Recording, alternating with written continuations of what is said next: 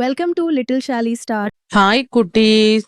ஒரு ஆற்றின் கரையில் மிக பெரிய ஆலமரம் ஒன்று மிகவும் கர்வத்துடன் நின்று கொண்டிருந்தது. அதன் அருகே மெல்லிய நாணல் புற்கள் வளர்ந்திருந்தன. ஆலமரம் அடிக்கடி நாணலை பார்த்து கேலி செய்யும். நீ எவ்வளவு பலவீனமாயிருக்கிறாய், சிறு காற்று வீசினாலும் நீ வளைந்து விடுகிறாய். என்னை பார், எவ்வளவு கம்பீரமாக அசையாமல் நிற்கிறேன் என்று பெருமை பேசும். ஆனால் நாணல் அமைதியாக சிரித்து கொள்ளும்.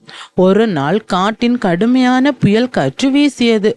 ஆலமரம் தனது பலத்தை காட்ட நினைத்து காற்றை எதிர்த்து நின்றது.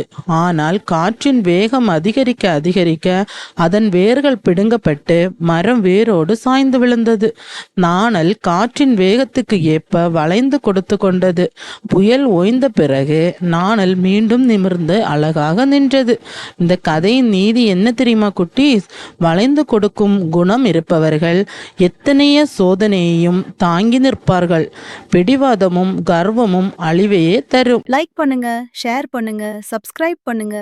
பாய் குட்டீஸ், அடுத்த வீடியோல சந்திப்போம்.